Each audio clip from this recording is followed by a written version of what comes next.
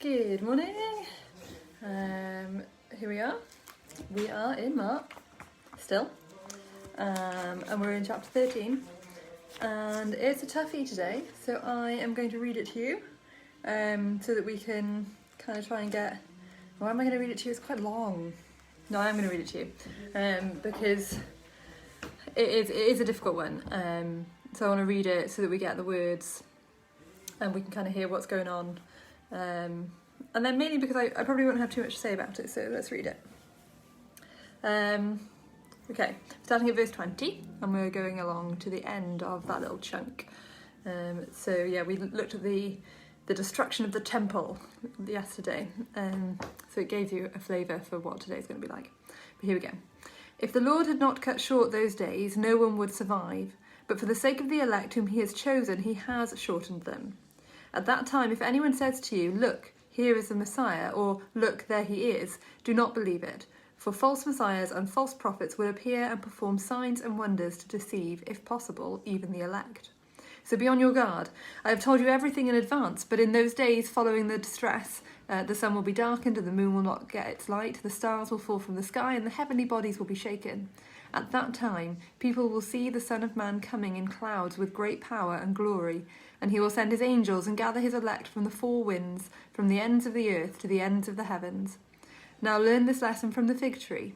As soon as its twigs get tender and its leaves come out, you know that summer is near. Even so, when you see these things happening, you know that it is near, right at the door. Truly I tell you, this generation will certainly not pass away until all these things have happened. Heaven and earth will pass away, but my words will never pass away. So Jesus is using a lot of prophetic language, and this is a kind of chapter that is really key to other chapters in Revelation. It's linked to chapters in the Old Testament, and it builds this whole picture of kind of the end times stuff. And there are lots of different theories on the end times. Some people take it more literally, things about the sun will be darkened and the moon will not give light, stars falling from the sky. Some people take that literally, some people will take it more figuratively. But what is clear is that Jesus is talking about coming back. He's talking about a second coming. He's alluding to the fact that there will be trouble, there will be difficulty before his coming. But the key hope that he offers is in verses 26 and 27, where he talks about collecting who he refers to as the elect in this. But we could take that to mean anyone who believes in him, anyone who trusts in him.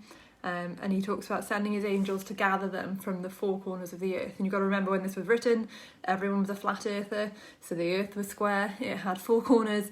So when they talk about the four winds of the earth, they're talking about from everywhere.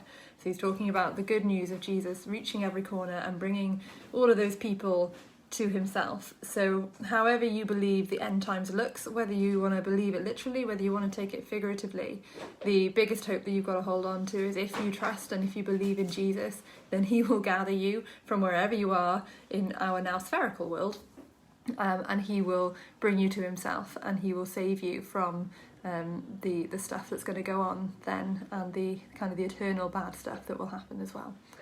So that's kind of my hope for you today. I didn't want to go too deep into the links across the Bible because my husband, who's weirdly creeping around over there, tells me that I bore people when I talk too much about the words. But it is an interesting passage if you want to link it to the stuff in Revelation, stuff in the Old Testament. There's lots of links around who the elects are, who the fig tree is, what the sun being darkened, and all of that kind of stuff. It's all linked. It's all kind of part of the bigger narrative of the Bible, which I find interesting, even if my husband says most people don't.